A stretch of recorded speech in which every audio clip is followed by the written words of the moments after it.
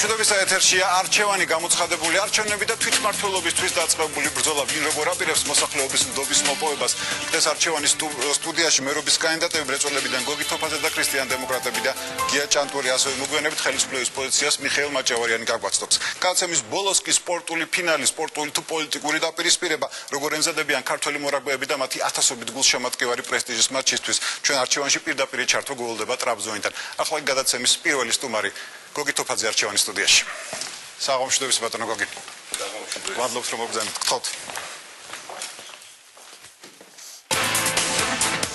გამოცხადებული არჩევნები თვითმმართველობისთვის დაწყებული ბრძოლა და ორთვიანი პერიოდი წინასაარჩევნო კამპანიისათვის.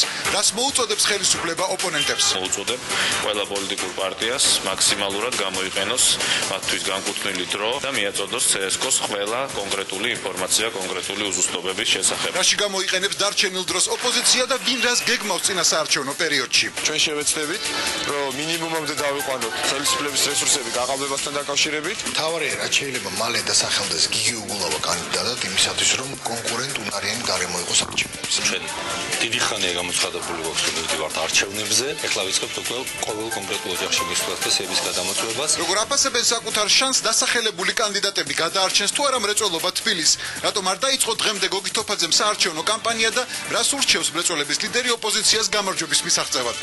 გაერთიანდება მთელი ოპოზიცია და ყველა ერთ კანდიდატს ავარჩევთ.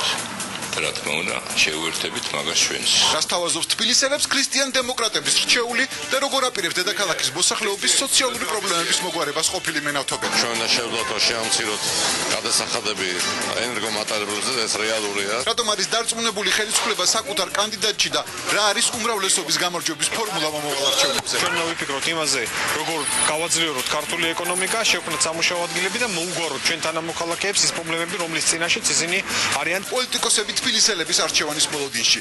ვინ როგორ ცდილობს მოსახლეობის ნდობის მოპოვებას და რამდენად სერიოზული იქნება ბრძოლა. მერობის კანდიდატები გოგი თოფაძე და გია ჭანტურია და ხელისუფლებიდან მიხეილ მაჭავარიანი არჩევანის სტუდიაში. პრესტიჟის მატჩი სპორტული თუ პოლიტიკური ორთაბრძოლა, რა განწყობით გადიან ქართველი მორაგბეები რუსების წინააღმდეგ ტრაბზონის სტადიონზე და შესძლებენ თუ არა რიგით მე-16 გამარჯვების მოპოვებას მოწინააღმდეგეზე. ჩვენ რუსებს ძალის მიერ რაგბს დაუპირისპირებთ.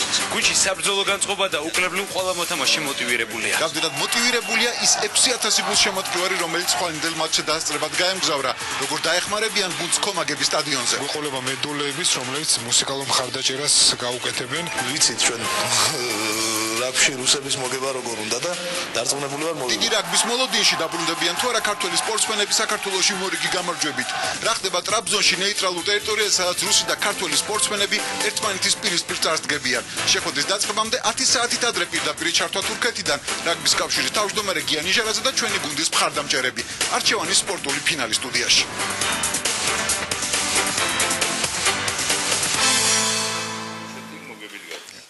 ბატონო გოგი, დიდი მადლობა მობრძანებისათვის, კიდევ ერთხელ მოგესალმებით. ბატონო გოგი, არჩევნების წინ ოპოზიციაში სერიოზული ნებართაღელვაა, თუმცა გოგი თოფაძე ჯერ არ ჩანს არც პრაიმერისტებში და არც არაპრაიმერისტებში. რეალურად სათხართ და რას აპირებთ? საინტერესო კითხვა. დავიწყოთ იმით, რომ საკმაოდ დიდი ხანი უკვე დავიწყეთ აქტიური მუშაობა. ხმაურის გარეშე ხდებით ძალიან ბევრი წარმომადგენელს სოციალურ სფეროს თითქმის ყველა მასწავლებელი, მეცნიერი, არქიტექტორი ბევრი შეხვედრები გქონდა და ვაგრძელებთ ახლა ალბათ მომზადებას ჩვენი საბოლოო გამოსვლისათვის. ახლა მე მინდა და ესე დავიწყო ჩვენი საუბარი, ჩემო ზავ. რა შეუძლია თბილისის მერს თუ ის არ იქნება ამ ჩვენი სამარცხვინო ხელისუფლების წარმომადგენელი, ანუ მმართველი პარტიის წევრი და ის შეძლებს რომ გაატაროს დამოუკიდებელი პრინციპული პოზიცია, რაც წაადგება თბილისს და თბილისელებს. თბილისის მერი დღეს თავის პოზიციით პრაქტიკულად თავის გავლენით მეორე პირია ქვეყანაში. იმ რეალური გავლენით, რაც მას შეუძლია მოახდინოს ქვეყანაში, მას ვერც სპიკერი შეედრება და ვერც პრემიერ-მინისტრი. თბილისში თავმოყრილია თბილისის ეკონომიკის 65-70% შეიძლება ითქვას. თუ ეხლა ვიტყვით რომ თბილისელები კმაყოფილი არიან ის მდგომარეობით ჩვენ ძალიან ბევრს ხვდებით და ჯერ ვერ ნახეთ ვერცერთი სფერო რომელიც თქვა კმაყოფილი იყოს იმ რეალობით რაც ეს თბილისში ხდება თბილისი დღეს არ გავს თანამედროვე მეგაპოლის ნამდვილად ჩამორჩენილი პროვინციალური ქალაქია. რას პირდებით ამ შემთხვევაში ბატონო გოგი თბილისს? ეხლა მოგახსენეთ. მეორე თბილისის მერი დამოუკიდებელი კაცი, თბილისის პატრიოტი, მეურნე კაცი გაცილებით მეც გააკეთებს, რომ თბილისი დავამსგავსო და თბილისელები გამოვიყვანოთ ამ ტრანშიდან. ბატონო, თქვენ ხშირად ახსენებთ, რომ თბილისის მერი უნდა იყოს მეურნე კაცი. თბილისის მერი პოლიტიკური ფიგურა არ არის? მე ვფიქრობ, რომ ეს თბილისის მერი უნდა იყოს მეურნე კაცი და არა პოლიტიკოსი. მაგრამ თქვენ ასევე ბრძანებთ, რომ თბილისის მერი გავლენით მეორე ადამიანია. დიახ, ხო? შესაბამისად პოლიტიკური გავლენაც აქვს. ვერ დაგეთანხმები. თბილისს ჭირდება მეურნე მერი, იმიტომ რომ თბილისში იმდენი პრობლემაა თავმოყრილი. დღეს ეს პიარი და თქვა შეღებილი ფასადები, თქვა თავარი ქვია. თბილისი დღეს არის უმძიმეს მდგომარეობაში. მიწისქვეშა თბილისი ავიღოთ, სადაც ძალიან ბევრია გასაკეთებელი. უმუშევრობა ავიღოთ თბილისში. დღეს მე როგორც ვიცი, დაახლოებით ჩვენი გათვლებით 55,000 ოჯახია თბილისში. სადაც არც ერთი კაცი არ მუშაობს. არის რეალური პერსპექტივები, სწორი გათვლები, სწორი მიდგომა, ეს ხალხი უნდა დავასაქმოთ და ამის გათვლებიც აგვაქვს და მაგის პერსპექტივასაც ვპირდებით მოსახლეობას. ბატონო, თქვენი ერთ-ერთი კონკურენტი მაგალითად პირობას იძლევა, რომ არჩევის შემთხვევაში დენი გახდება 5 თეთრი, გაზი გახდება 10 თეთრი, წყალი ქვეყანაში უფასო იქნება. თქვენ რაიმე ასეთ კონკრეტულ დაპირებას თუ აძლევთ მომხმარებელს? თუნდაც ლუდი რო გაიაფთეს ქვეყანაში. სწორედ, არა, ლუდი ნაგვაფერ გაიაფთება, მაგრამ სწორედ მაგის გემნივარ. მე უდიდეს პატივს ვცემ გია ჭანტურიას, დიდი ხანია ვიცნობ და ძალიან კაი პროგრამაც აქვს, უნდა გითხრათ. თუ ამას განახორციელებს უნდა ძალიან დიდი შეღავათი იქნება. რაც შეეხება ამ პრობლემას, რა თქმა უნდა, კომუნალური გადასახადები იმდენად გაზრდილია, იმდენად კორუმპირებული სისტემაა მასში.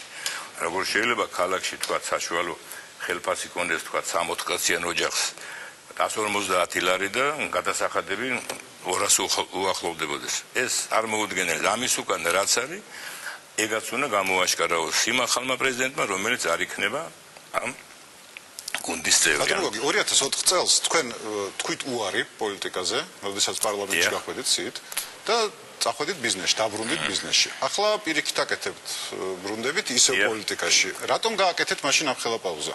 შემოზავალ, მოდი ესე ვთქვათ.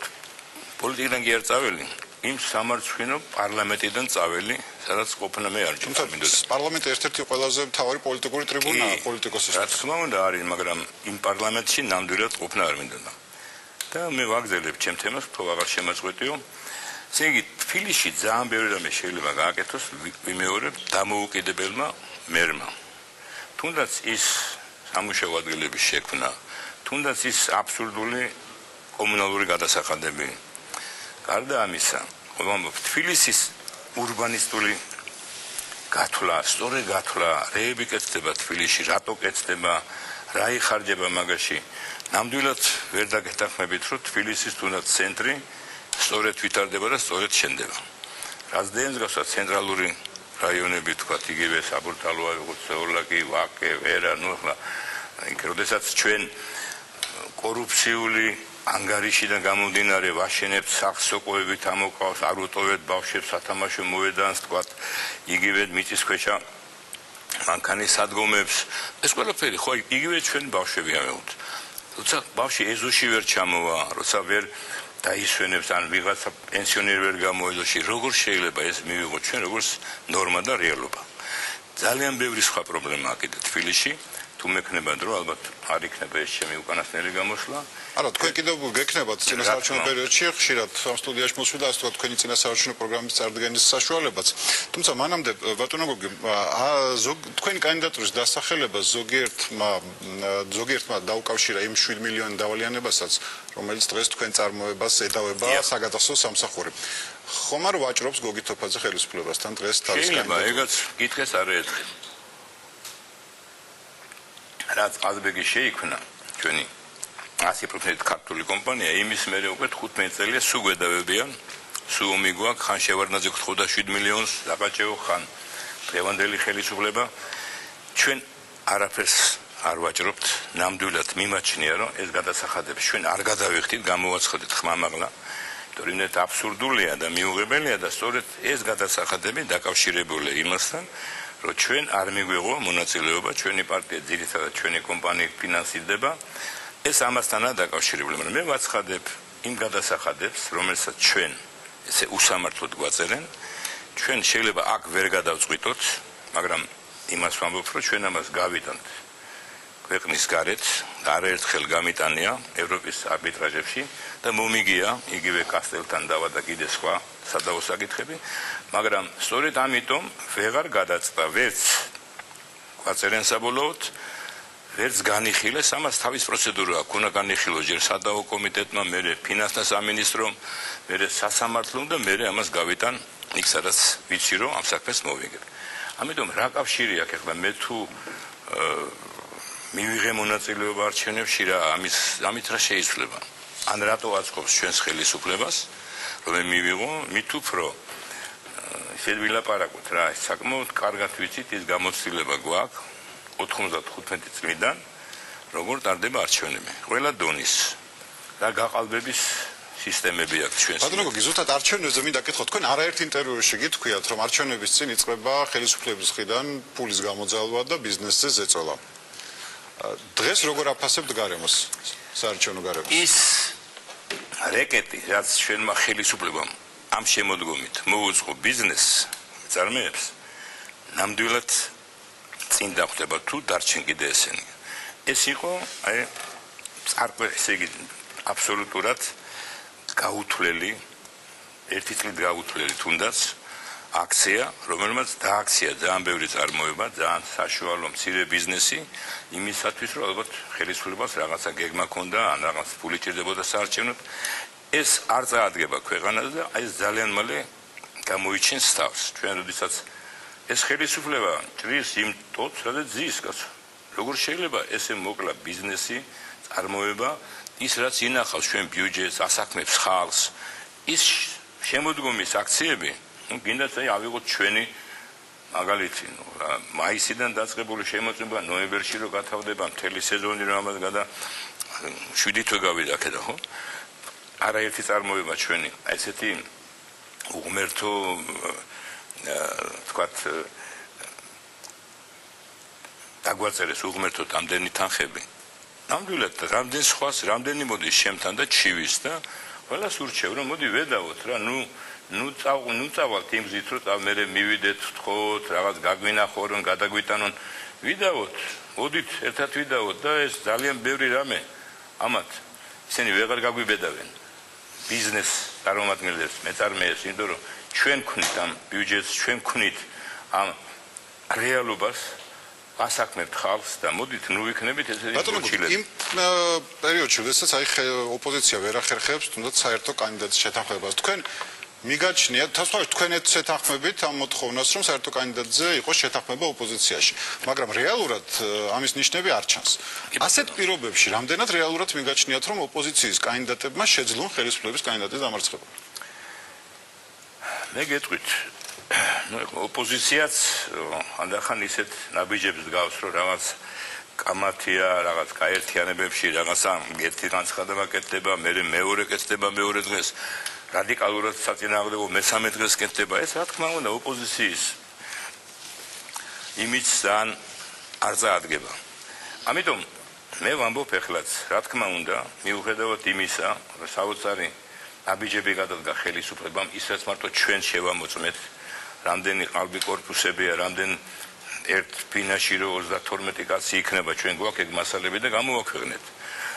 ნუ ეს ცხადია, რომ ემზადება ხელისუფლება ისევ გაყალბებისთვის, მაგრამ მაინც ვლაპარაკობ, თუ ოპოზიცია შეძლებს მოუნახოთ საერთო ენა და ერთი კანდიდატი. თქვენ გზადხართ რომელიმე ერთი კანდიდატის სასარგებლოდ მოხსნათ კანდიდატურა? აი მაგას ვლაპარაკობ, რა, რაც არ უნდა მიუღებელი იყოს, ოღონდ ესენი მოგცილდნენ. ამათმა დაანებონ ჩვენ ქვეყანას თავი და დავიწყოთ რეალური აღშენებლობა, ჩვენც დავეთანხმებით მას.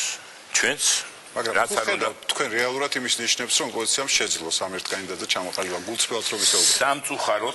სამწუხაროდ ამ ბოლო ხნის მოვლენებმა ძალიან დამაეჭვეს და ამაში ვხედავ მე ხელისუფლების ჩარევას, იმიტომ რომ არაადეკვატური აბიჯები გადაიდგა ამ ბოლო ხანებში. აბსოლუტურად მიუღებელი განცხადებები იცვლება, პოზიცია იცვლება, თუ პოლიტიკოსი ხარ და გინდა რომ ხალხმა დაგიჯეროს, არ უნდა ცვალო წამდაუწმო შენი პოზიცია, შენი აზრი. ჩვენ მოველით პოლიტიკაში 15 წლის წინ ან 14 წლის წინ და რომ დავიჭირეთ ერთი პოზიცია, რომ ეკონომიკა ეროვნული რა არის ჩვენი სლოგანი დღესაც? ეროვნული იდეოლოგია, ეროვნული ეკონომიკა, ეროვნული თვითყოფადობა. აი ამის პირველი იქნება ჩვენი საუბარი. ეხლა თუ ესე ვიცვალეთ ჩვენი პოზიცია და სხვა რაღაცა განვაცხადეთ, რა თქმა უნდა, არც ჩვენ დაგვიჯერებს ხალხი და ძალიან გულისწყდება, რომ ოპოზიცია ვერ ნახულობს საერთოდ და აი ესეთი სულ ბორგავს და დაიბნა ხალხი, აღარ იცის ვის დაუჯეროს, ვის ენდოს, ან საბოლოო ჯამში ჩამოყალიბდა ოპოზიცია ისე რომ ერთი კანდიდატი ვარჩიოთ. ეს პრაიმერები თქვათ ეს ცოტა საეჭვოა რომ ეს იყოს რეალური, მაგრამ ვაცხადებ თუ შეთანხმდება ოპოზიცია ერთ კანდიდატზე, ნამდვილად შეუერთდები ამ კანდიდატს. ბატონო გოგი, ბოლოს შეკითხვა, რა გუნდით აპირებთ ბრძოლას მერობისთვის? და თუ ყავთ უკვე საკრებულოს თავმჯდომარის კანდიდატი, რომელსაც დაასახელებთ? თუ შეგიძლიათ რომ ჩვენს ეთერში დაასახელოთ თქვენი საკრებულოს? ეხლა უკვე ზოგიერთმა დაასახელა და თქვათ ეს უკვე იმათი პრეროგატივა ჯერ ადრეა მაგაზე ლაპარაკი. ჩვენ ახლა დავიწყეთ დაკომპლექტება 25 უბნის, სადაც უნდა მაჟორიტარები ავირჩიოთ. ხვდებით საზოგადოების სხვადასხვა წარმომადგენლებს, დავიწყებთ აქტიურობას უკვე სხვა ფონზე, შეხვედრას ქალაქში, ყველა უბანში და გარდა ამისა ჩვენ კიდე გვაქვს ერთი ფუნქცია, ჩვენი კანდიდატები ძალიან ბევრ ქალაქში იყრიან და რაიონში გენს და იქაც უნდა წავეხმაროთ, აბა ძალიან თხოვლობენ რომ ჩავიდეთ ჩვენ ლიდერები და დავუდგეთ გვერდში. ჩვენ ძალიან მალე დავაკომპლექტებთ ჩვენ 25-ვე კანდიდატს მაჟორიტარი რგების, დავიწყებთ მათ თქვათ გაცნობა საზოგადოებისთვის, მიგაჩნია რომ ჩვენ ვარჩევთ საკმაოდ ღირსეულ თბილისელებს, აქ იქნებიან წერლებიც, აქ იქნებიან ექიმებიც, ინჟინერებიც და სხვადასხვა კატეგორიის ხალხი. და მე ვფიქრობ ჩვენი წარმოდგენილი ჩვენი კანდიდატები საზოგადოება მოეწონება იმდენად სოლიდურ ხალხს. დიდი მადლობა ბატონო გოგი, დიდი მადლობა წარმატებებს გისურვებთ. არჩევანის სტუმარი გახდათ გოგი თოფაძე, მრეწველების ლიდერი და მერობის კანდიდატი. და არჩევანის სტუდიაში ახლავთ ხო ქრისტიან-დემოკრატების მერობის კანდიდატს ბატონ გია ჭანტურიას, საღამოშიდობისა ბატონო გია, მოგესალმებით. დიდი პატივისცემით, როგორ მიხარია რომ თქვენს მერე გამოდივარ, იმიტომ რომ შესანიშნავი ფონი გაქვს. სამაგალითო შეხვედრა რა იყო კონკურენტების?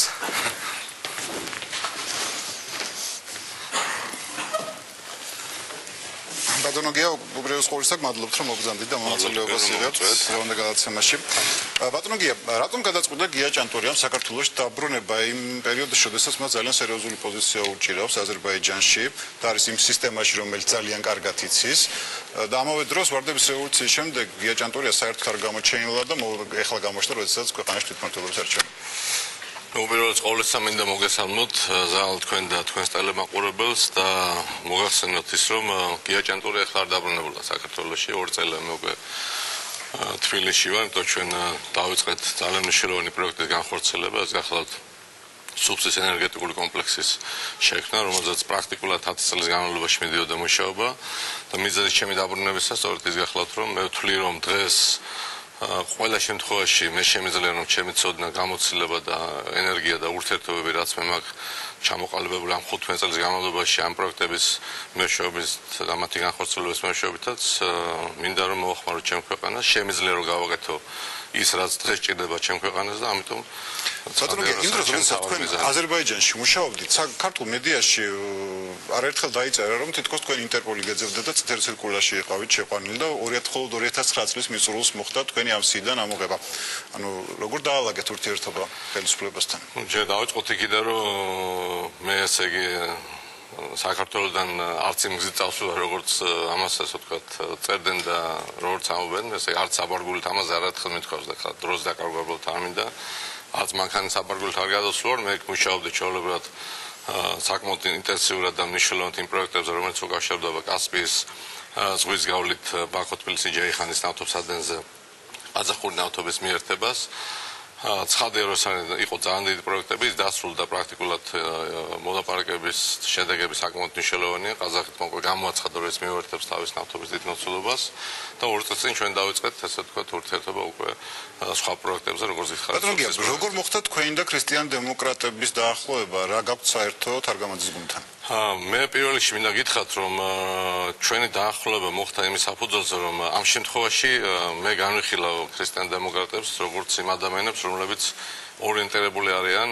საქმეზე, საქმის კეთებაზე. ჩემთვის ეს არის მთავარი პრინციპი, რომ ადამიანი რომელიც ორიენტირებულია საქმეზე, საქმის კეთებაზე, ეს არის მთავარი, ასე ვთქვათ, კრედო ჩემთვის იმისაც, რომ გადაწყვეტილება მივიღო ნებისმიერ თანხმობაზე და აქედან გამომდინარე, ხა ქრისტიან დემოკრატია ჩემთვის არ არის მხოლოდ და მხოლოდ დღეს დაწყებული, დაწყებული ირაკლი ჭავჭავაძიდან, დამთავრებული ნიკო ნიკოლაძე და შემდეგ.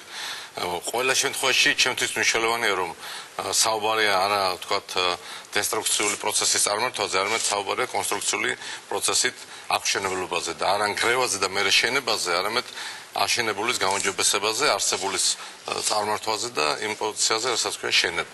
ბატონო, აი თქვენი სლოგანი, რაც თქვენს ბილბორდებზე არის დაწერილი, ეს გაზი 10 თეთრი, დენი 5 თეთრი, წყალი უფასო. ფიქრობთ, რომ ეს ის გზა არის, რომელთაც თბილისელებს მოხიბლავთ ამ შემთხვევაში?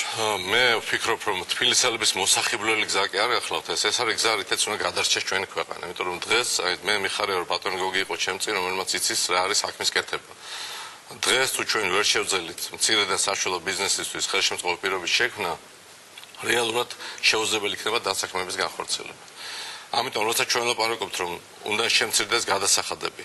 წყალი, რომელიც საქართველოში არის, საკმაოდ უხვად. საქართველო არის მეორე ადგილზე მსოფლიოში წყლის რესურსით. ჩვენ არ შეიძლება რომ ეს წყალი მივყიდოთ მოსახლეობას. არ შეიძლება რომ ამ წყალში მოსახლეობა იხდიდეს 2.5, ასე იგი 2 ლარს და 4 თეთრს. არ შეიძლება რომ ელექტროენერგიას ქონდეს ასეთი ტარიფი, გაზი იყოს ასეთი ტარიფი. ჩვენ გვაქვს აი ხელშეკრულებაში წერია კონკრეტულად, რომ ჩვენ გვაქვს მოცულობა იმ რაოდენობა გაზისა, რომელიც გვეძლევა უფასოდ ნაცვლად ტრანზიტის აფასურისა. ჩვენ გვაქვს შესაძლებლობა რომ 500 მილიონი გაზი ვიყიდოთ $55 და შეუძლებელია რომ ასეთი შესაძლებლობები ჩვენ არ გამოვიყენოთ. მე არ ვამბობ რომ ეს ხლა აქამდე არ შეიძლება ამის გამოყენება, მაგრამ ყოველ შემთხვევაში დღეს მაინც უნდა მივიდეთ იმ გადაწყვეტილებამდე, რომ ეს არის გამოსაყენებელი. დღეს ჩვენ ქონდა შეხვედრა ქართული ენერგეტიკის ყველაზე საუკეთესო ექსპერტებთან.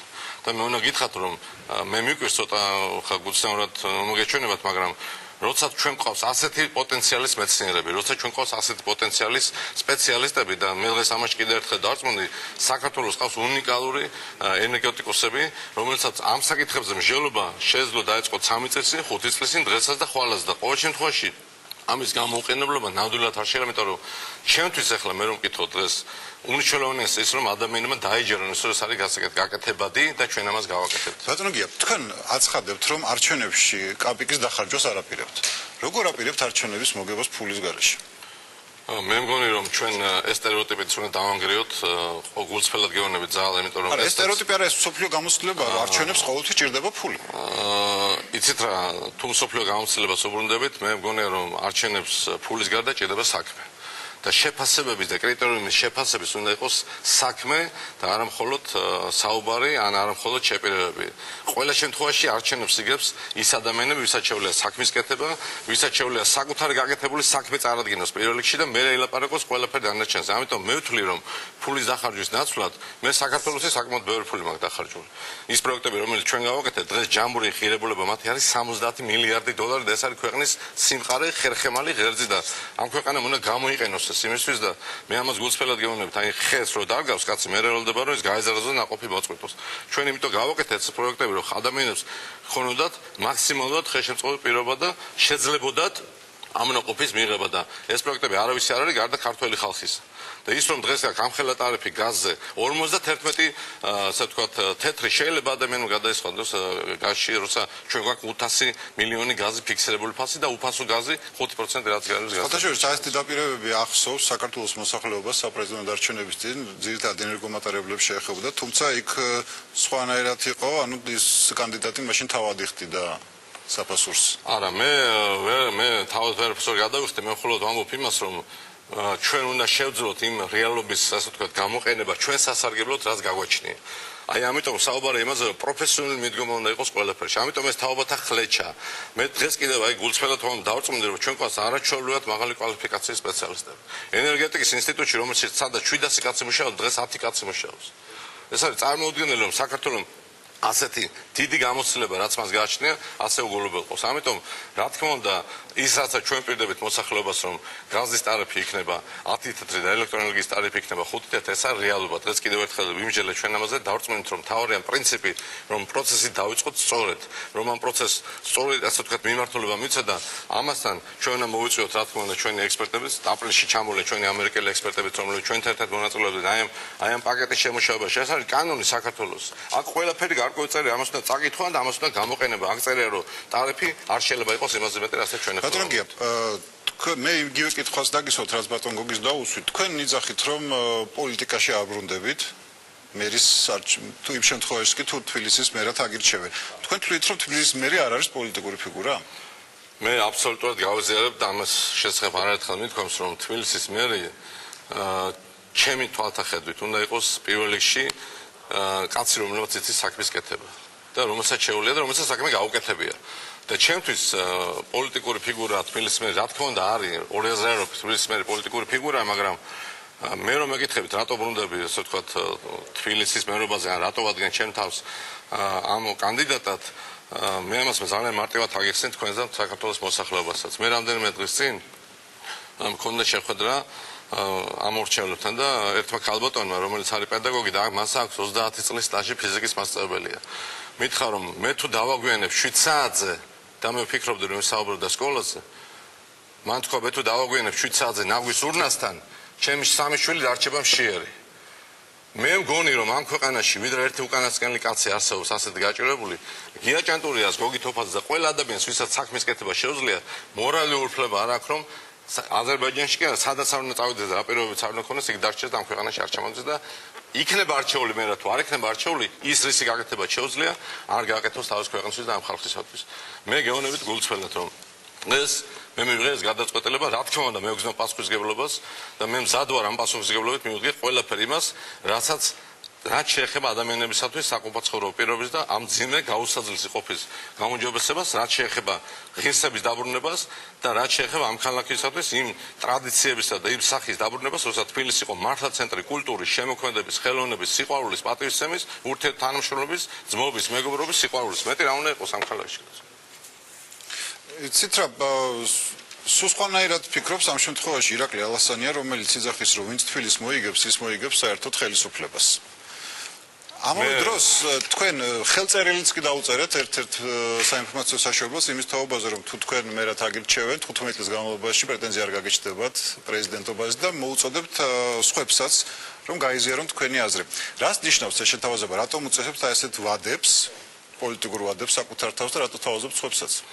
იმიტომ უწესებ საკუთარ თავს პირველ რიგში, იმიტომ თავაზობ სხვებსაც, რომ მე მიმაჩნია, რომ თბილისის მერობა და თუ ადამიანი გადაწყვეტს ამასე ვთქვათ ასეთ ნაბიჯზე წასვლას, ჯერ ესეთი უდიდესი პასუხისმგებლობაა საკუთარი თანამოქალაქეების წინაშე და მეორეც ეს არ უნდა იყოს მხოლოდ მოქალაქეების ხმა და ნდობა, არ უნდა იყოს ტრამპლინი იმისთვის, რომ შენ მხოლოდ პოლიტიკური წინსვლისთვის გამოიყენო. მე ამიტომ ვამბობ, რომ მე მოვაწერე ხელი ამ პირადად დავწერე ჩემი ხელი და ვამბობ, რომ მომავალი 15 წლის განმავლობაში მე არ ვაპირებ კენჭი ვიყარო პრეზიდენტად და მეცაც გეტყვით. მე ვაპირებ და იმ პროცესებიდან გამომდინარე იმ საქმიდან რაც არის გასაკეთებელი, ამასაც გულწრფელად გეუბნებით, 4 წელი ნამდვილად და 5 წელი არ არის საკმარისი, ერთი ვადა მერობისთვის არ არის საკმარისი. იმ შემთხვევაში თუ მე ვიქნები არჩეული თბილისის მერად, მე მზად ვარ და ალბათ ესეც იქნება და ამას დავაპირებ და გავაკეთებ, კენჭი ვიყარო მეორე არჩევნებზეც, იმიტომ რომ ვადა იმისთვის, რომ ყველაფერი შეასრულო, რასაც ხალხს პირდები, ნამდვილად არ არის საკმარისი. თუ შენ არ გაქვს მხოლოდ ის ამბიცია, რომ ხალხის ნდობა და ხალხის ხმა გამოიყენო რაღაც პოლიტიკური კარიერისთვის. მე ეს პროცესი სხვანაირად მაქვს გააზრებული, ჩემთვის თავია, რომ ის რასაც ჩვენ დღეს ვლაპარაკობთ, ის რასაც ჩვენ დღეს ვსაუბრობთ, ეს გავაკეთო და მე არასდროს არ დავპირებდი რა ჩემ ხალხს არაფერს, რაც არ შემესრულებია. რამდენიმე წლის წინ ბატონო გია, თქვენ შევარდნაძეს შემსვლელად მოიაზრებოდით და გასახელებდნენ ოფიციალურად. რამდენიმე წლის წინაც ვამბობდი და დღესაც ვიმეორებ, რომ მე არავის შემსვლელად არც მოვიაზრებ ჩემ თავს, მე არც ხელისუფლების პროექტი ვარ, არც სოროსის პროექტი ვარ და არც სხვა რომელიმე პარტიის კუთვნილება და მე პროექტი ვარ. მე ვარ ჩემი ხალხის პროექტი, მე ვარ თბილისელების პროექტი და მე მზად ვარ მთელი ჩემი შეგნებით, მთელი ჩემი გამოცდილებით, ენერგიით ცოდნა. ბატონო გია, დღეს არსებულ ვითარებაში, ანუ სავარაუდოდ ოპოზიციას რამდენიმე კანდიდატი ეყოლება არჩევნებში. რეალურად მიგაჩნიათ ხელისუფლების კანდიდატის დამარცხება? ძალიან რეალურად მიმაჩნია. ხელისუფლების კანდიდატის დამარცხებაც და რა თქმა უნდა მე ვფიქრობ რომ ამ შემთხვევაში თუ ჩვენ სწორად წარმართავთ პროცესს და არც ის არ მიმაჩნია დიდ ტრაგედიად ამასაც გულწრფელად გეუბნებით რომ იყოს რამდენიმე კანდიდატი იმიტომ რომ რაც მეტი იქნება ხედვა პრობლემების რაც მეტი იქნება ხედვა ამ პრობლემის გადაწყვეტის რაც მეტი იქნება ადამიანი რომელიც იტყვის რომ მე ამ პრობლემას ამ გზით გადავწყვეტ მით მეტი იქნება არჩევანი ადამიანებისა რომელსაც შეუძლია საკითხის გადაწყვეტა და ჩემთვის ეს არის მთავარი პრინციპი და ამოსავალი წეტილი მაგრამ რაც მეტი კანდიდატი იქნება მით უფრო მეტი ხმები გაიყოფა ესეც ხო არა ხმები ვერცერთ შემთხვევაში ვერ გაიყოფა იმიტომ რომ ხმას კანდიდატები კი არ აძლევენ ერთმანეთს ხმას აძლევს ხალხი კანდიდატს და ხალხი რომელიც დაინახავს რომ ამა თუ იმ კაც შეუძლია უკეთეს საქმის გაკეთება იმ ხალხს მიცემს ხმას და ეს ხმაც იმისათვის არის გამოსაყენებელი რომ ხალხს დაუბრუნოს საქმე და არა მხოლოდ იმისთვის რომ ჩემ პოლიტიკურ ტრამპლინად გაიხადო რაღაცა და კარიერულ მიზნებს მოახმარო ამ ხალხის ხმებიდან ნდობა ამას მე არ გავაკეთებ და ამას გეუბნებით გულწრფელად და ამიტომ დავწერე ეს ხელწერილი რომ თუ მე დამეჭერთ ხარს მომავალი 15 წლის განმავლობაში მე გენჩავიყრი პრეზიდენტად და საერთოდ ასეთ საკითხებზე არ იქნება საუბარი ჩემი მიდგომა იქნება სხვა ჩვენ და შევძლოთ თაობათა გაერთიანება ჩვენ და შევძლოთ პროფესიონალების მოყვანა ყველა ჩვენი გადაწყვეტილება უნდა დაეყნოს პროფესიონალიზმს მხოლოდ ეს არის გადარჩენა დღეს თქვენ რომ ნახოთ საქართველოს არის ბოლო ადგილზე მსოფლიოში ერთ სულ მოსახლეზე ელექტროენერგიის გამოყენებით. თუ ამერიკაში ეს არის 10 და 15000 კილოვატ-საათი, ერთ სულ მოსახლეზე საქართველოში არის 1700, ეს არის კატასტროფა, ეს არის სირცხვილი ჩვენი ქვეყნისა, რადგან ეს ნიშნავს, რომ ჩვენ ვართ უღრმეს კრიზისში და საუბარი იმაზე თუ გიაჭანტურია დღეს იმით საბარგულით გავიდა თუ იმით ცხენით შემოვიდა, ამაზე კი არ უნდა იყოს საუბარი იყოს იმაზე, რომ რა ვქნათ, რა გავაკეთოთ, რა გადავწყვიტოთ ეს პრობლემა და რანაირად მივუდგეთ ამ პრობლემის გადაწყვეტას, რომელიც უმძიმესია და ალბათ კიდევ უფრო მძიმე იქნება. მე მას გულწრფელად გეუბნებით, იმიტომ რომ ეს არის ყველაზე მნიშვნელოვანი დღეს და არის თქვენ ახლა ყურადღებას ამახვილებთ ბატონო გია პროფესიონალიზმზე და ხშირად ახსენებთ ამ სიტყვას. საკრებულოს თავმჯდომარის პოსტზე თქვენ დაასახელეთ ინგა გრიგოლია, პროფესიის ჟურნალისტი. როგორ ფიქრობთ, თქვენი შეფასება ასეთი იყო, მე როგორც მახსოვს, რომ ინგა გრიგოლია არის პირველ რიგში ქალი და დედა და მას კარგად იცის პრობლემები. ეს კრიტერიუმები საკმარისია იმისთვის, რომ ინგა გრიგოლია გახდეს საკრებულოს თავმჯდომარე. მე ვთვლი და ამაში ალბათ დამეთანხმება საქართველოს მოსახლეობის დიდი ნაწილი რომ ინგა გრიგოლია გარდა იმისა რომ არის ჟურნალისტი არის საკმაოდ სერიოზული მებრძოლი ადამიანების უფლებებისათვის და ძალიან მნიშვნელოვანია ეს ფაქტორი რომ მას გავლილი აქვს თვითონ ყველა ეს ტკივილი და სატკივარი რაც საქართველოს მოსახლეობამ გაიარა და მე ვთვლი რომ ეს არის ძალიან ღირსეული ადამიანი ის არის ადამიანი რომელსაც შეუძლია ადამიანების გაჭირვების ადამიანის ტკივილის გაზიარება და რაც მთავარია ის არის დედა ეს არის ქალი და როდესაც თქვენ მე შევხვდი მრავალშვილიან დედებს დედა რომელიც ასესვავს კითხვას რომ იცით რა მე მყავს 6 შვილი და არ ვიცი ჩემ შვილს წიგნი უყიდო თუ ფეხსაცმელი აქვს სკოლაში წავიყვანო ამას შეიძლება ყველაზე მეტად და ყველაზე უკეთესად ინგა გრიგოლია გაიგებს იმიტომ რომ ის არის დედა და მაინც ის რა არის დედის ტვირთი ვერც მე და ვერც თქვენ შემოძალ მამაკაცები ამას შეიძლება უფრო ნაკლებ ტკივნეულად ავიღოთ მაგრამ ეს არის რეალობა რომელიც რეალობაში დღეს ცხოვრობენ ქართველი დედები და ამიტომ ვფიქრობ მე რომ ინგა გრიგოლია როგორც დედა და როგორც ქალი ყველაზე მეტად დააკმაყოფილებს მათ მოთხოვნებს და ყველაზე მეტად დაიცავს მათ მოთხოვნებს იმიტომ რომ დღეს ეს ხალხი არის ყველაზე დაუცველი და მე ამაში დავწმუნდი ყველა იმ შეხვედრის შედეგად რომელიც გქონდა ჩვენ თბილისში. დიდი მადლობა ბატონო გია წარმატებას გისურვებთ. ჩვენი სტუმარი გახდათ ქრისტე-დემოკრატების კანდიდატი მერის პოსტზე გია ჭანტურია. ჩვენ ამდენიმე წუთში დავბრუნდებით პირდაპირ ეთერში და უკვე ხელისუფლების პოზიციას მიხეილ მაჭავარიანი გაგვაცნობს. Строит.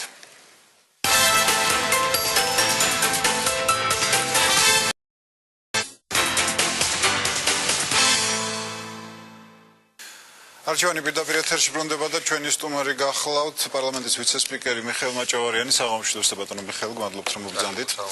ბატონო მიხეილ, განვაგრძობთ არჩევნების თემას. გუშინ უკვე საბოლოოდ განისაზღვრა თარიღი 30 მაისი და ცნობილი გახდა ისიც რომ მართველი პარტია საკუთარ კანდიდატს დაასახელებს 30 აპრილს, ანუ ის ბოლო დღე, როდესაც შეიძლება დასახელდეს კანდიდატები. რატომ იღებთ ამ ხელალ ლუფტს? იმიტომ რომ გიგი გუგლავამ შეძლოს კიდევ დიდხანს ასე ვთქვათ გამოუცხადებელი საარჩევნო კამპანია აწარმოოს, თუ შესაძლებელია რამის სიურპრიზიც ვიხილოთ. პირველ რიგში ზალიკო უნდა აღნიშნოთ რომ ჩვენ იმის გამო რომ ასეთ მოითხოვა პოლიტიკურმა ვითარებამ და ეს იყო გადადგმული ნაბიჯი ხელისუფლების მხრიდან ეს იყო პრეზიდენტ სააკაშვილის ინიციატივა 1 წლის წინ დაახლოებით და ეს თარიღი სხვათა შორის გამოცხადდა ივნისის თვეში, როდესაც პრეზიდენტ სააკაშვილი მოვიდა პარლამენტში და თქვა რომ ჩვენ გადმოვწევთ მუნიციპალურ არჩევნებს და ჩავატარებთ მათ არა შემოდგომაზე, რადგან ჩავატარებთ მას გაზაფხულზე, ეს მაშინ გამოცხადდა ეს თარიღი და მაშინ დაიწყო სწორედ მთელი მზადება ამ არჩევნების მოსამზადებლად. ჩემთვის სიმართლე გითხრა, ზალიკო, მთავარი პრიორიტეტი არის ამ არჩევნების თავისუფლად და სამართლიანად ჩატარება. მე უსმენდი კანდიდატებს, მათ თავის პროგრამა აქვთ, მათ აქვთ თავისი მიზნები, ჩემი მიზანი. როგორც ადამიანის, ვინც დღეს წარმოვადგენ ხელისუფლებას პარლამენტში, არის ის, რომ ჩვენი თანამოქალაქეები გაუჩინოთ მთლიანი განცდა იმისი, რომ ისინი მონაწილეობენ სამართლიან პროცესში.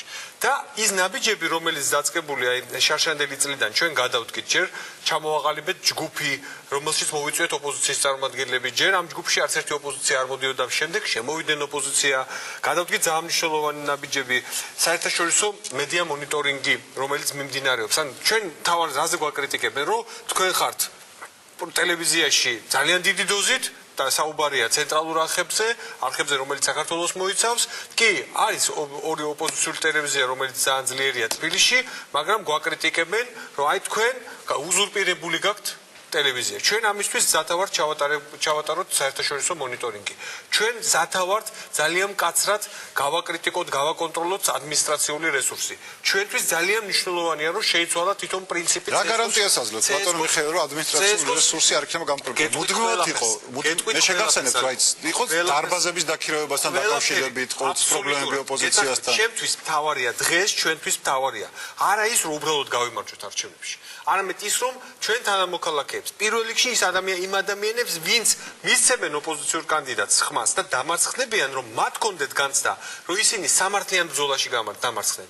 ამიტომ ვინაიდან ჩვენი ოპონენტები ამას არ აკეთებენ და პირიქით ისინი ამზადებენ თავის ამორჩევლებს გაყალბებისათვის, იმიტომ რომ მათ იმედი გამარჯვების არ აქვთ, მაგრამ ჩვენ იმედი უნდა კონდეს ერთი იმას, ჩვენ თანამოქალაქეებს, ჩვენ მომხრეებს, ჩვენს მოწინააღმდეგეებს უნდა კონდეთ აბსოლუტური განცდა და ეს განცდა ექნებათ კამპანიის განმავლობაში, სალიკო. აი, რაზეც ჩვენ საუბრობდი, იგივე დარბაზებთან დაკავშირებით, იგივე ავტომობილების გამოყენებასთან დაკავშირებით, იგივე ადმინისტრაციული რესურსების დაშინება იქნება თუ ასე შემდეგ, რაღაც სიების შედგენა, პირადობის მოწმობის ჩაწერა. ჩემთვის ეს არის ახლა მთავარი ამოცანა, რომ შენს გარშემო ადამიანებს, ის განსაკუთრებით ამ ადამიანებს, ვინც არ აძლევს ხმას ხელისუფლებას და ოპოზიციის მხარდამჭერია, მას კონდეს განცდა აი ამ 2 თვის განმავლობაში. არჩევნების დღემდე და არჩევნების დღეს, რომ მართლაც ეს არჩევნები იყო უპრეცედენტო იმ კუთხით, რომ ხელისუფლებამ გააკეთა ყველაფერი და არა მარტო ცენტრალური საარჩევნო კომისიის თავმჯდომარის არჩევის წესში შეცვალა. როცა შეიცვალა თავმჯდომარე, თვითონ შეიცვალა წესი და თვითონ წესი, რომელიც იყო შემოთავაზებული, ეს იყო მრეწველების და ოპოზიციის ვარიანტი, როგორ იქნა შერჩეული. ისე როგორც საუბარია სიების გადამოწმებას, ხო? დიდი ხანი იყო საუბარი და ძალიან კარგია, რომ ეს პროცესი ეხლა დაიწყო თებერვალში, რომ ყველა ნახა, ჩვენც მათ შორის, რომ ამ სიებში არის პრობლემები. მაგრამ ძალიან მნიშვნელოვანია, რომ ამ სიის გადამოწმების და ჩასწორებაში ხელისუფლება, ნაციონალური მოგზაურობა კი არ ერევა, არის ცენტრალური საარჩევნო კომისია, ძალიან ჯანსაღი თანამშრომლობა ამათ შორის და ჩვენ გვინდა რომ გაკეთდეს ყველაფერი, რომ ერთხელ და სამუდამოდ ბატონო მიხეილ, აღარ მივცეთ სალაპარაკო ჩვენს ოპონენტებს, რომ მერე მათ თავისი წარუმატებლობა დააბრალონ თავის თავს. თქვენ არ გასახეთ ჩემს კითხვაზე. დააყენებთ თუ არა გიგი უგულავას კანდიდატურას მერის პოსტზე? გვინდა რომ დამარცხებულმა კანდიდატებმა ზალიკო დაურეკოს და მიულოცოს გამარჯვებულ კანდიდატს. სამწუხაროდ უნდა ვაღიარო, რომ ჯერჯერობით ჩვენი ოპონენტები საუბრობენ მხოლოდ იმაზე, რაც მე ვფიქრობ ყველაზე მთავარია ეხლა ჩვენ რო გავაკეთოთ. არა მათ რო გააკეთონ, იმიტომ რომ მათ ამის რესურსი არ აქვთ, რომ ჩვენ გავაკეთოთ ყველაფერი, რომ ამ ქვეყანაში ერთხელ და სამუდამოდ ეს არჩევნები, პოლიტიკურად ძალიან მნიშვნელოვანი არჩევნები ჩატარდეს თავისუფლად და სამართლიანად. ამას ნახავთ ჩვენ 30 მაისს. არა მარტო 30 მაისს, ჩვენ ამას ზალიკო ვნახავთ დაწყებული დღეიდან და როცა გამოცხადდება არჩევნები 30 მარტს, როცა ხელი მოეწერება ამას და დამთავრებული მთელი კამპანიის განმავლობაში. ეს არის ჩემთვის თავარი ამოცანა, რომ სამართლიანობის განცდა კონდეს ყველას და რაც არ უნდა ელაპარაკოს შემდეგ დამარცხებულმა კანდიდატებმა. იმ ხალხმა, ვისაც შანსი არ აქვს, არამედ აი მოხდეს ის, რაც მოხდა სამგორში. 2008 წლის არჩევნების შემდეგ, როდესაც ყველა დარწმუნდა, რომ რუსტიკო კერვალიშვილმა პირწმინდად მოუგო გაჩეჩილაძეს. პირწმინდად მოუგო გაჩეჩილაძეს და ამაზე დაისვა წერტილი. დღეს ოპოზიცია იცავს, რომ თქვენ როულად დაასახელოთ კანდიდატი, რათა შეიქმნას კონკურენტული გარემო. კანდიდატის დასახელებას. ქალაქს ყავს მერი, რომელიც მუშაობს ყოველდღიურ რეჟიმში. მიუხედავად იმისა, რომ დღეს ხელშესახებია ის საკითხები, რომელიც თბილისში გაკეთდა და მართლაც გზები, განათება, კეთილმოწყობა, ძალიან მნიშვნელოვანი პროექტები, ძველი ქალაქის ახალი სიცოცხლე, რომელთაც გააცოცხლე თბილისი, რომელთაც ახალი ამ ჩვენ ულამაზეს ქალაქს შეძინე არა მარტო ფასი, არამედ ახალი სიცოცხლე შეძინე რეალურად. იმ ადამიანებს გაუჩინე იმედი, რომ ისინი მათ სახლი არ დაენგრევათ თავზე და რაღაც პერსპექტივა ექნებათ. ინგლისურის და კომპიუტერის კურსება, ხელშეწყობა დასაქმების, იმიტომ რომ ყველაზე დიდი ეკონომიკური პოლიტიკა დღეს ქალაქისთვის არის დასაქმება. ყველაზე დიდი სოციალური პოლიტიკა ის კი არა ამაზე მიანიშნებს ოპოზიცია, რომ ეს არის ფარული წინასაარჩევნო კამპანია თბილისის მერის. შემოკარგო, ეს არ არის კამპანია, ეს არის მუშაობა. ეს არის მუშაობა, ამით უნდა შეაფასოს. მაგრამ მიუხედავად ამისა, რა გაკეთდა, გასაკეთებელი იმაზე ბევრჯერ მეტია და ჩვენ არ უყურებთ ამას, რომ ეს ყველაფერი რო გაკეთდა, ეს ამით უნდა ვიყოთ კმაყოფილები, ბედნიერები და всё, აი გავაკეთეთ და всё. გასაკეთებელი 10ჯერ უფრო მეტია. ამიტომ მე ვერ გეტყვით გიგის თან დაკავშირებით ის მიიღებს საბოლოოდ გადაწყვეტილებას, მაგრამ ერთი რამე ვიცი, ვინაიდან დღეს მას კანონი აძლევს უფლებას, მან უნდა გააკეთოს ყველაფერი და ის გააკეთებს ყველაფერს, რომ მან ის იყოს პირნათელი თავის ამორჩეულთან და როდის დაასახელებს გიგი უგულავა კანდიდატურას, ეს ამას გადაწყვეტს გიგი, რა თქმა უნდა, მის მეგობრებთან ერთად და გადაწყვეტს ისევ კანონის დაცვით. რაც შეეხება ადმინისტრაციულ რესურსს, ისევ დაგიბრუნდები. ჩვენ მზათა ვართ ყველა მონიტორინგი ჩავატაროთ. მათ შორის ყველა იმ არასამთავრობო ორგანიზაციებთან ერთად, რომელიც ძალიან გაფაციცებული, დიდი თვალებით აკვირდებიან ამ საარჩევნო პროცესს. ბატონო მიხეილი, იმ ფონზე მაგრამ ისევ ვიმეორებ, ზალიკო, მე ერთხელ მინდა კიდევ თქვა, რომ არჩევნები მარტო თბილისი არ არის. ჩემთვის ძალიან მნიშვნელოვანია თბილისის არჩევნები, მაგრამ ძალიან მნიშვნელოვანია ქუთაისის არჩევნები. ბათუმის, ფოთის არჩევნები, წალენჯიხის, საჩხერის, თელავის არჩევნები. იმიტომ რომ მე არ უყურებ ამ არჩევნებს როგორც მარტო თბილისის არჩევნებს. იმ ადამიანებს, რომლებიც არიან თბილისის გარეთ, მათაც აქვთ კონკრეტული პრობლემები. მათაც აქვთ უფლება, რომ იყვნენ უკმაყოფილო და ჩვენ აქაც უნდა გქონდეს, ყველაფერი უნდა გავაკეთოთ, რომ ამ ხალხის კონკრეტული მოთხოვნები გავაკეთოთ. მიხეილ, ჩვენ ამას როგორც თქვენ ძალიან ორ თვეში ვნახავთ, როგორ ჩააბარებთ დემოკრატიის წესს არჩევნებს, რაც არჩევნებს შეეხება. ბატონო მიხეილ, იმ ფონზე, როდესაც ოპოზიციაში იყო დაპირისპირება და ძირითადი აქცენტი იყო ამაზე გადატანილი, იმედის მოდელურმა ქრონიკამ ხელისუფლება დააყენა კრიტიკის ქვეშ. არა მარტო ოპოზიციის მხრიდან, მე საერთაშორისო ორგანიზაციებსაც გულისხმობ. შედეგების მიხედვით, თუ თვლით, რომ ამ შემთხვევაში ყველაზე მეტად ხელისუფლება დაზარალდა. მე გავიმეორებ, რაც თქვი, როგორც კი ვნახე ეს გადაცემა, მე ჩემი შეფასება გავაკეთე და ისევ გავიმეორებ. ეს იყო საკმაოდ ცუდად დადგმული შოუ. არ საუბრობ, რომ საფრთხე რეალურია. რა თქმა უნდა, მაგრამ თვითონ სიტუაცია დღეს მოითხოვს პასუხს ერთ რამეზე. რამდენად ადეკვატურია ხელისუფლება, რომ ააცილოს გარესაფრთხეები ქვეყანას და ამას ყოველდღიურად აკეთებს ხელისუფლება. მიუხედავად იმისა, რომ საფრთხე რეალურია, მაგრამ ეს ხელისუფლება აკეთებს ყველაფერს, რომ ეს საფრთხე არ მოკრებს. შემდეგი მნიშვნელოვანი ამოცანა ზალიკო ამ ხელისუფლების არის, რომ ეკონომიურად გააძლიეროს ქვეყანა. იმიტომ რომ ჩვენნაირი ქვეყანა უნდა გააკეთო ყველაფერი, რომ ეკონომიურად გააძლიერო, ინვესტორი შემოიყვანო, ქართველი ინვესტორი დააინტერესო.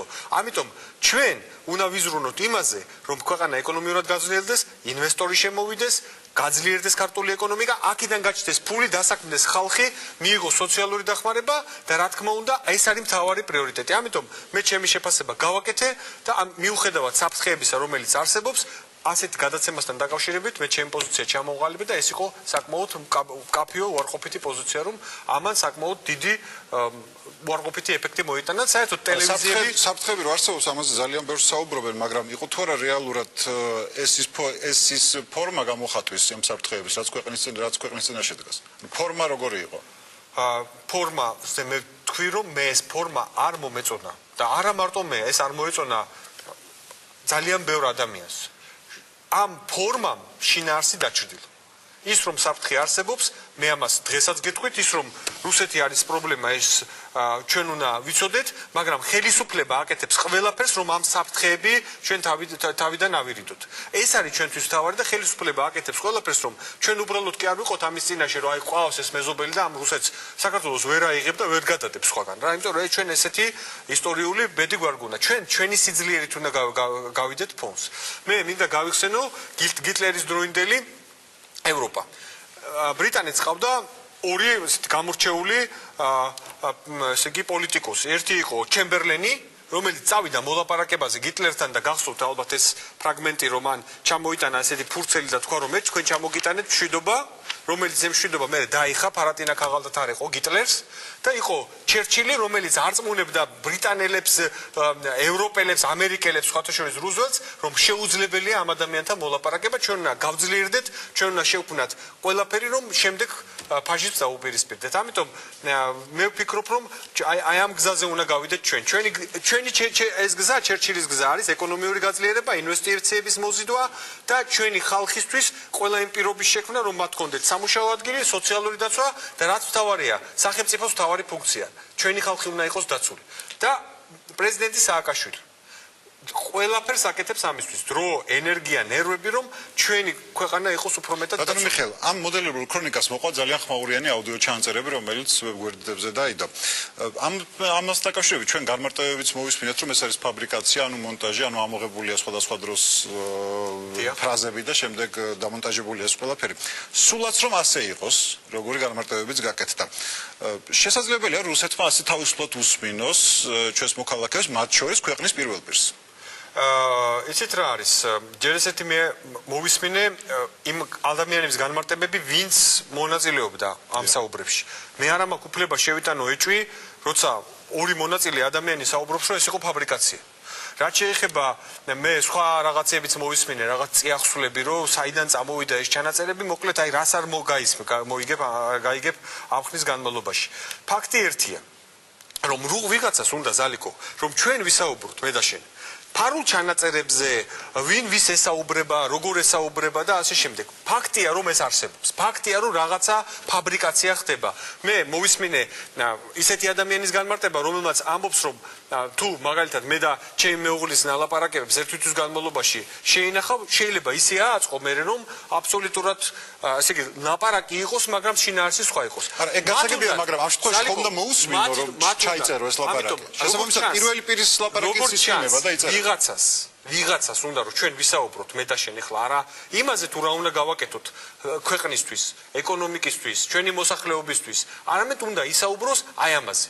ფარულ ჩანაწერებზე, პრობლემებზე და მუდმივად ქვეყანაში აი ამისკენ წაიყვანოს სიტუაცია. მე ამ თემებზე სასაუბროდ არ ვარ მოსული. მე ვარ სასაუბროდ მოსული იმაზე, რომ ჩვენ გვაქვს რეალური გამოწვევები. ეს თემა, რომელიც ბოლო ერთ თვის განმავლობაში ყველაზე აქტუალურია ბატონო მიხეილ. იცით რა, საქმე ის არის, რომ ვის უნდა ეს დღის წესრიგში შემოიტანოს. ჩვენ უნდა ვისაუბროთ იმაზე, როგორ წავწიოთ ქვეყანა წინ, მათ შორის ადგილობრივი არჩევნებით.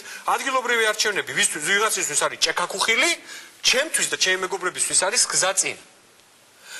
ჩვენთვის და ჩემი მეგობრებისთვის არის ტესტი, რომ ჩვენმა თანამოქალაქეებმა შეაფასონ საკრებულოში რამდენი მხარდაჭერა აქვს ნაციონალურ მოძრაობას, რამდენი ოპოზიციას, ჩვენ შევძლებთ თუ არა ერთად იმ ოპოზიციასთან ერთად თუ ჩვენ უმრავლესობაში ვერ ვიქანით, ქვეყანა წინ წავიყვანოთ და არა ჭექაქუხილები მოვაწყოთ. თუ თქვენ ამას მეკითხებით, მე გპასუხობთ. ვიღაცას თუ უნდა რომ აი ეს ყველაფერი გამოიყენოს მოსმენები, აი ეს ხელოვნური რაღაც თემების აწევა ჭექაქუხილებისთვის, ჩვენ ამაში არ გამოვადგებით. ჩვენ უყურებთ ადგილობრივ არჩევნებს როგორც გზას, რომ კიდე ერთი ნაბიჯი გადავდგოთ, რომ ეს ადამიანები, ჩვენი თანამოქალაქეები, რომლებიც არიან უკმაყოფილო, რომლებსაც აქვთ უფლება რომ იყვნენ უკმაყოფილო, იმიტომ რომ ბევრი რამის გაკეთება გვინდოდა და ბევრი რამე ვერ გავაკეთეთ. მაგრამ ჩვენი მიზანია რომ ეს საქმეები მივიყვანოთ ბოლომდე და არა ვისაუბროთ რაღაც ფაბრიკაციებზე და პრობლემებზე.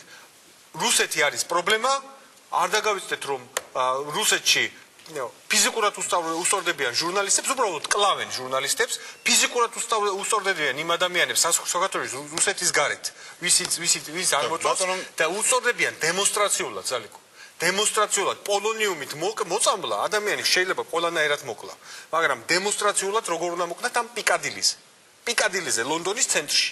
იმ ადგილზე, სადაც ძალიან ბევრი რუსი არის გაქცეული, იმიტომ რომ ისინი არ შეეგუენ რეჟიმს. ამიტომ მე მოვედი სასაუბროთ იმაზე, რომ როგორ დაუკმაყოფილოთ ჩვენ ადამიანებს, რომლებიც სამართლიანად არიან უკმაყოფილო ის პრობლემები და ადგილობრივ არჩევნებს ჩვენ განვიხილავთ. მე ასე მინდა რომ იყოს ჩემი პოლიტიკური ოპონენტებისგანაც. არა ჭექაქუხილის მიზეზად, არამედ მიზეზად, რომ ქვეყანა წინ წავიდეს. რომ ამ არჩევნების მერე კიდევ რამოდენიმე ათას ადამიანი შეექმნა სამუშაო ადგილი და რაც მთავარია, იყოს განცდა გამარჯვებულში და დამარცხებულში. რომ ეს არჩევნები ჩატარდა სამართლიანად და მე მოვიგე, ან წავაგე სამართლიანად. დამარცხებულმა გამარჯვებულს დაურეკოს და ორივე ერთად აკეთოს საქართველოს საქმე. ბატონო მიხეილ, ქვეყნის ყოფილი მეორე და მესამე პირები გადახრა რუსეთისკენ, რაზე გაფიქრებთ? თქვენ ხომ ერთი გუნდი იყავით რამდენიმე წლის წინ ერთად მოხვედით პოლიტიკაში და თქვენი ოპონენტები პარლამენტში ხოთაშორის იმაშიც გადანაშაულებთ, რომ უმრავლესობას ღირებულებები არ გააჩნია. ნუ თუ ჩვენ იმას ჩავთვლით, რომ ღირებულება არ გაგაჩნია, რომ მე ერთი რამე ვიცი ძალიკო რა, რომ ადამიანი რომელიც თავისუფლებას ცulis უსაფრთხოებაზე, ეს ჩემი სიტყვები არ არის, ფრანგლინის სიტყვებია. ის ვერც თავისუფლებას ღებულობს და ვერც უსაფრთხოებას. ჩვენი ღირებულება არის ქართული სახელმწიფო. მე მესმის, რომ დღეს ქართული სახელმწიფოს დეფიციტი ძალიან დიდია და ჩვენ ისტორიული მეხსიერება ძალიან მცირე გვაქვს. იმისთვის რომ ქართული სახელმწიფო ახსოვდეს. არც ბაბუა ჩემს სამწუხაროდ, არც იმის წინათაობა სამწუხაროდ ჩვენ ისე მოხდა, რომ რუსეთის იმპერიის ქვეშ ვიყავით. როგორც ჩანს, სამწუხაროდ ადამიანები, რომლებიც ჩვენი ღირებულება იყო თავისუფლება, ჩვენი ღირებულება იყო სახელმწიფოს აშენება, დემოკრატიული სახელმწიფოს აშენება, არა უბრალოდ სახელმწიფო თავისი ატრიბუტიკით, არამედ დემოკრატიული სახელმწიფო თავისუფლება, აი ეს არის ჩვენი გზა. ჩვენი ღირებულება აი ამაზე იყო დაფუძნებული ყოველთვის და ამიტომ ის რეფორმები, რომელიც კეთდებოდა ჩვენ ქვეყანაში, ის ნაბიჯები, რომლებიც იდგმებოდა, იყო ამისკენ მიმართული. ზურაბ ჟვანიას უყვარდა ხოლმე ამ სიტყვების თქმა და მე ძალიან სიამოვნებით ვიხსენებ ამას, რომ ჩვენ თაობას ედგო პრივილეგია რომ მან საფუძველი ჩაუყაროს ქართულ სახელმწიფოს, იმიტომ რომ მანამდე ის ძალიან მოკლე ისტორიული პერიოდი 18-დან 21 წლამდე. ისევე როგორც 1801 წლის შემდეგ საქართველოს სახელმწიფო ფაქტიურად არ ქონია. და ნუ ფაქტია, გინდა თუ არ გინდა, დღეს გქონდა ძალიან საინტერესო საუბარი და გამახსენეს, რომ ის პარტია, რომელიც ებრძოდა თავის დროზე ილია ჭავჭავაძეს და რომელმაც ფაქტიურად დაბრალდა, რომ ილიას მკვლელობაში მიიღო მონაწილეობა, მან შემდეგ საკმაოდ ტრიუმფალურად გაიმარჯვა არჩევნებში. ჩვენი ღირებულება არის ქართული სახელმწიფო, ჩვენი ღირებულება არის თავისუფლება, რაც შეეხება მათ არჩევანს, ეს მათი არჩევანია. ჩვენი გზა არის, რომ ჩვენ შევქმნათ სახელმწიფო, შევქმნათ დემოკრატიული სახელმწიფო, გავაჩინოთ სამუშაო ადგილები და ღირსეული სამუშაო პირობები შევქმნათ ჩვენ მოსახლეობას უსაფრთხოებასთან ერთად. ეს უსაფრთხოების გზა არ გადის კრემლში. ეს უსაფრთხოების გზა გადის ევროპაში, ევროპულთან მეგობრობაში და ისე იმიტომ მოვიყვანე მე ზალიკო ჩემბერლენის და ჩერჩილის მაგალითი. ადამიანები, ვინ დღეს ჩამოდიან და კრემლიდან ჩამოაქვთ ფურცელი, როგორც ჩემბერლენმა ჩაიტანა ეს ფურცელი არის საქართველოს სახელმწიფოს დამხობის ფურცელი. ჩვენი გზა არის გზა, რომ ნელ-ნელა მიზანმიმართულად ქართული ეკონომიკის გაძლიერებით, ქართული სახელმწიფოს გაძლიერებით რეალურად მივახცევთ თავისუფლებას. დიდი მადლობა ბატონო მიხეილ, ჩვენი სტუმარი გახლავთ პარლამენტის ვიცე-სპიკერი მიხეილ მაჭავარიანი. ჩვენ რამდენიმე წუთში პირდაპირ ჩართვა გველდება ტრაბზონიდან, სადაც ჩვენ რაგბის კავშირის თავმჯდომარე და გულშემატკივრები გველდებიან. ქართულ რაგბისტებს ტრაბზონში არ ვარ, მაგრამ გულით დასულით აქ ვარ.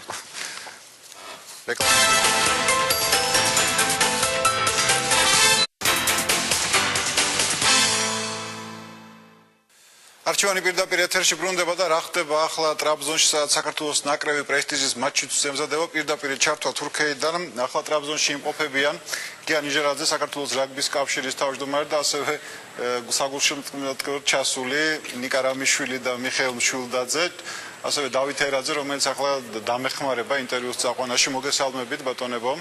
გმადლობთ რომ მონაწილეობთ ჩვენს გადაცემაში და პირველი შეკითხვა დათო მექნებათ ბატონ გიასთან. საქართველოს ნაკრებში ვიცი რომ ტრამვების გამო რამდენიმე მოთამაშე არ თამაშობს, რამდენად ეკონიებს ეს გავლენა სხვალინდელ მატჩზე, რამდენად ოპტიმალურია დღეს საქართველოს ნაკრები რომ ხვალ გავიდეს სათამაშოდ. ბატონ გია, ხვალ საქართველოს ნაკრები ოპტიმალური შემადგენლობით კლავაც ვერ ითამაშებს, რამდენად შეუშლის ეს იმ განწყობას და იმ ატმოსფეროს, რაც აი ამ თამაშის წინ სუფევს ნაკრებში. განწყობას ვერანაირად ვერ შეუშლის, განწყობა არ იცვლება. თამაშის ხარისსაც იმედი არ დაეთყობა, ну საერთოდ რაგბში ესე არის. ვინც გადის მოედანზე, ის იბრძვის, ასე რომ ვინც გავა მოედანზე, ის იბრძოლებს ბოლომდე. ანუ მიუხედავად ამისა, იყო საუბარი და გუნდში არის საბრძოლო განწყობა. გუნდში არის საბრძოლო განწყობა. გუნდში არის ძალიან კარგი განწყობა. საბრძოლო განწყობის გარდა თვითონ მორაგბეების მომზადების დონეს როგორ შეაფასებს ბატონი გია? ბატონ გია, თქვენ ინტერვიუშიც თქვით, რომ ერთ-ერთი საუკეთესო მომზადება იყო აქ ტრაბზონში, ხელოვნურ საფარიც იყო და ბუნებრივი საფარი ან მინდორზეც ვარჯიშა, აი როგორაა გუნდი მზაათო, თქვენ როგორ შეაფასებთ? სამწუხაროდ ამ ციკლში ევროპის ერთათასის ამ გათამაშებაში პრაქტიკულად ვერც ერთი თამაშის წინ გუნდმა ვერ ივარჯიშა. ეს ცუდი ამინდი დაგვდევდა ყველგან. ეხა ამინდი აქაც ძალიან ცუდი იყო, 14-ში ჩამოვიდა გუნდი და პირველი 5 დღე სულ წვიმდა, იყო ქარი და ძალიან ციოდა, მაგრამ რაც თავარია ქონდა მინდორი, 2 ბალახის საფარიანიც და ხელოვნურ საფარიანიც. ტრაბზონსპორმა შეგვიქმნა ყველა პირობა და გუნდი მოემზადა, ანუ ვარჯიშების თვალსაზრისით ძალიან კმაყოფილები ვართ და დანარჩენი გამოჩნდება ხვალ, რამდენად კარგად მოემზადეთ. ზალ, შენ ალბათ იცი 5000-ზე მეტი ქართველი გულშემატკივარი იქნება და ერთ-ერთი მათი ასე ვთქვათ გამხურებლები თუ შეიძლება ასე ვთქვათ, კაი გაგებით აქ არიან ჩვენთან ერთად. დრუპი თქვენთან როგორი განწყობაა? ჩვენთან არის საბრძოლო განწყობა, უბრალოდ საქომაგო განწყობა, იმიტომ საბრძოლო განწყობა ბიჭებს აქვს და ჩვენ ამ ეტაპზე ისინი უნდა გამოვხნელოთ კიდევ უფრო. განწყობა, რა ვიცი, დღეს კაპიტნის ვარჯიშს დავესწარით და მართლა მაგარ ფორმაში არიან ბიჭები და ძალიან ბედნიერი ვარ ამით, არიან აი რუსეთთან თამაშის წინ ყოველთვის აქვთ ხოლმე სხვანაირი შემართება და დღესაც ეგ აშკარად კონდათ ბიჭებს და რა ვიცი, ველოდები ხვალინდელ დღეს ვერ ვიტყვი რომ არ ნერვიულობ კი, მაგრამ ამასთანავე გამარჯვებაში დარწმუნებული მაინც ვარ. და დარწმუნებული ხარ მაღალი დონის გულშემატკივრობაშიც? მაღალი დონის გულშემატკივრობაში დარწმუნებული ვარ. დათო, მე მინდა შეიძლება ითქვას პრემიერაა და ვნახოთ რა როგორ შეასრულებენ კომანდა. დათო, მე მინდა ახლა მიშას ვკითხო ჩვილდაძეს, ვიცი რომ განსაკუთრებული მობილიზაცია იქნება ხვალ სამართალდამცველების თამაშზე, იმიტომ რომ 6000-მდე ქართველი ახლა ჩასული იქ საგულშემატკივროდ. თვითონ გულშემატკივრები რამდენად დაიცავენ იმ რაღაც დაუწერელ კანონებს, რასაც გულშემატკივრობა ქვია? ხვალ საკმაოდ უპრეცედენტო ზომები იქნება, ასე ვთქვათ, უსაფრთხოების. თავად თქვენ რამდენად დაიცავთ რაგბის იმ დაუწერელ კანონებს, რაც არსებობს? რა თქმა უნდა დავიცავთ. ჩვენ აქ იმისთვის ვართ, რომ დავიცავთ რაგბის დაუწერელი კანონები.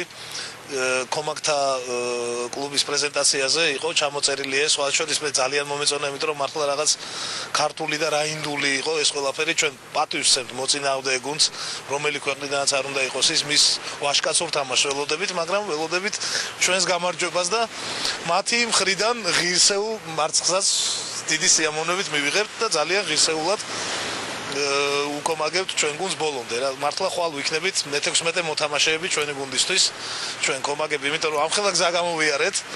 აქ ჩამოვედი და განსაკუთრებული განწყობა გვაქვს მართლა ეს დღეები აქ მთელი ტრაბზონი მართლა რაგბით სუნთქავს და ცოცხლობს და მე მგონი სხვა შორის პირველად გაიგეს. აქ ერთ-ერთი იუმორისტულ გადაცემაში იყო ქუჩაში ხალხს აჩერებდნენ და რაგბი რა არისო ეკითხებიან ქალაქში და არიციან თურქებმა და შეიძლება ჩვენ საქართველოს ნაკრების ხვალინდელი წარმატებით რუსეთის ნაკრებთან თურქული რაგბის მომავალ აღორძინებასაც უყრით საფუძველს, იმიტომ რომ თურქებმა გაიგეს რა არის რაგბი ჩვენი მეშვეობით. სხვათა შორის ნამდვილად ძალ ასეა, როდესაც ჩვენ დავდივართ, ისინი გვეუბნებიან, ჩვენ ფეხბურთის აყურებლად ვართ ჩამოსულები. დათო, თუ ჩამოვიდნენ რუსეთის ნაკრების გულშემატკივრები? ალბათ ამაზე ყველაზე უკეთ ბატონი გია გაგვცეს პასუხს. აი რა ინფორმაცია გაქვთ რუსეთის ნაკრების გულშემატკივრებზე, არიან თუ არა ასეთები ჩამოსული და აი ამ შეხვედრების დროს კიდევ რა იყო ახალი ცნობილი მათ შესახებ? არა, პრაქტიკულად არ იქნებიან და თუ იქნებიან ძალიან კარგი. თქვენი ზახით 5000 არა, თითქმის 6000 ქართველი გულშემატკივარი იქნება და მე მინდა ვისარგებლო შემთხვევით და უზარმაზარი მადლობა გადაუხადო ჩვენს გულშემატკივრებს იმისთვის, რომ მათ ამხელა გზა გამოიარეს, არც თუ იაფი დაუჯდათ მათ ეს და მერწუნეთ რომ ბიჭები ამას ძალიან აფასებენ და გულითად მადლობას უხდით მათ. რაც შეეხება რუსეთის გულშემატკივრებს, ჩემი ინფორმაციით იქნება საკონსულოს თანამშრომელთა ჯგუფი და ძალიან მცირე რიცხოვანი ჯგუფი იქნება ჩამოსული თუ ჩამოვა საერთოდ. მაგრამ ამას არ აქვს მნიშვნელობა, თუ ჩამოვლენ ჩვენ ღირსეულად დავხვდებით მათ და მივაგებთ სათანადო პატივს, ცხადია ჩვენი ტრადიციებიდან გამომდინარე და თავარი არის რომ მართლა ძალიან დიდი მნიშვნელობა აქვს გულშემატკივრობას ხვალ. რუსეთის გუნდი ძალიან ძლიერია. დღეს აი ბიჭებიც იყვნენ ვარჯიშზე და დამერწმუნებიან რომ საოცრად მომატებული აქვს ამ გუნდს, მოტივირებულები არიან საკმაოდ, იმიტომ რომ თუ ჩვენთვის ჩვენებური მოტივაცია გაგვაჩნია, ამაზე აღარ ვილაპარაკებ. ამ გუნდისთვის, რომელიც საკმაოდ ამბიციურია მსოფლიო ჩემპიონატზე გავიდნენ და ამ უზარმაზარი ქვეყნის წარმომადგენლები არიან, ნუ ოცნებათ აქვს გადაქცეული რომ ბოლოს და ბოლოს მოგვიგონ და ეს ამბიცია უდაოდ აქვთ მათ ასე რომ ძალიან მძიმე თამაში იქნება და მე ვფიქრობ რომ გულშემატკივართა ფაქტორი ხვალ ერთ-ერთი გადამწყვეტი იქნება მე ვფიქრობ რომ ესე იქნება და ნახოთ დაველოდოთ ხვალინდა ცნობილი იყო რომ რუსეთის ნაკრებმა საკუთარი გუნდის გასაცხიერებლად ქართველი მორაგბეები დაიმატა თუ გაქვს ინფორმაცია ხვალ თუ გამოვლენ მოედანზე სათამაშოდ ქართველები საქართველოს ნაკრების წინააღმდეგ ნიკოლაი ნერუშმა დღეს ეს ჩვენთან ინტერვიუშიც განაცხადა, რომ ქართველი მორაგბეები აქ არ ჩამოუყვანია, ერთ-ერთი ტრამვირებულია, ხოლო დანარჩენები მის მოთხოვნებს არ აკმაყოფილებს, საერთოდ 4-ნი არიან, თუმცა ორ ქართველს ჩვენს ადრინდელ სიუჟეტშიც იყო ეს ნათქვამი, რომ კონტრაქტი აქვს ისე გაფორმებული, რომ ისინი საქართველოს ნაკრების წინააღმდეგ არც ითამაშებდნენ. და დათო ერთ საინტერესო ინფორმაციას გეტყვი, მე შეგიძლია ყველას უთხრა, თვითონ რუსეთის რაგბის კავშირმა ჩაატარა გამოკითხვა და თავის საიტზე უდევს ინფორმაცია რა დამოკიდებულება თამაშის მიმართ რუსეთში რუსების გამოკითხულთა 90% თვლის რომ რუსეთის ნაკრები დამარცხდება ამ შემთხვევაში ასე რომ წინასწარი განწყობა თავად რუსეთში უკვე ასე ვთქვათ ისეთი რომ შეგუებულები არიან მარცხთან იმედი მაქვს რომ ეს პროგნოზი გამართლდება როგორც ჩანს გულშემატკივრები იმიტომ არ ჩამოსვლა თავად რაგბის კავშირის საიტზე რუსეთის 90% გულშემატკივრებით დარწმუნებულია რომ რუსეთი დამარცხდება აი ხო, ნუ გამოვიყენებ რუსულ გამონათქვამს მოსკოვას სიძლამ ნივერით, ასე რომ მოდი ეს ინტერვიუები რომ აი უკვე საქართველოს მოიგო და ასე შემდეგ ეს შემთხვევით არ ხდება, ესეთი განცხადებები ალბათ იმისთვის რომ ჩვენ მოვდუნდეთ. მოდი ჩვენ ნუ მოვდუნდებით, რომ ჩვენზე კარგად არავინ არ იცის რუსეთის ნაკრების რეალური ძალა. თუმცა რეალურად მათ საუკეთესო ბომბარდერიც არ აყავთ ჩამოყვანილი ლელოების. ხო, მას საკმაოდ გრძელი სკამი აქვს რუსეთის ნაკრებს აიმისოთ, რომ თავის წამყვანი მოთამაშეები შეცვალონ არანაკლებ კარგი მოთამაშეები. ასე რომ ბოლოს შეკითხვა დათო მე მინდა გულშემატკივრებს დაუსვა. ძალიან ხიზლად ვიყოთ, მაქსიმალურად კონცენტრირებულები ვიყოთ და ჩვენი თამაში ვითამაშოთ. დღეს ვინც იყვნენ მოედანზე, აი კაპიტნის ვარჯიშზე, რასაც უყურეთ რუსეთის ნაკრებს. ძალიან კარგი ვარჯიში ჩაატარეს, მოტივირებულები არიან, ძალიან სწრაფები არიან.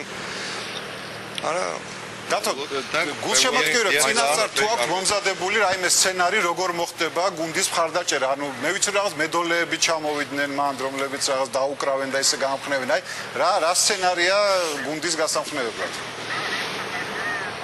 ალბათ როგორც ცნობილ სცენარისტთან მაინც ჯერ მიშასგან დავიწყებთ თუ არის რამე სცენარი წინასწარ როგორ გულშემატკივრებთ ხვალ ჩვენს ნაკრებს იმპროვიზაცია იქნება ეს სრულიად იმიტომ რომ თავისთავად თვითონ რაგბი ისეთ თამაშია როგორც წესი რაგბიში მე იშვიათად მინახავს წინასწარ მომზადებული შეძახილები და ასეთი რამ იქ თვითონ თამაში კარნახობს თუმცა მედოლეები მომღერლები იქნებიან კი ჩვენ ძალიან მომზადებულები ვართ მაგრამ თვითონ რაგბის აქვს თავისი კომაგობის გარკვეული წესები რომელშიც ყველაზე მთავარი არის რომ შეუნდა იმ თამაშს და რაღაც უნდა გაამხნეო გუნდი იმ კონკრეტულ მომენტში რა ხდება იმის მიხედვით და ასე იქნება ხვალას რა მე ვფიქრობ რომ ჯერ არ ნახული და უპრეცედენტო გულშემატკივრობა იქნება ჩვენ სრულიად მობილიზებულები ვართ ისევე როგორც თელი გუნდი ჩვენ ვერ მოგვადუნებენ თურქული ანდაზა არის ესეთი შაითან does not sleep ეგრეა ხო და ჩვენ ალბათ გასაგებია ქართულადაც უკვე ჩვენ არ მოვდუნდებით გულშემატკივრიდან დარწმუნებული ვარ იქ გუნდი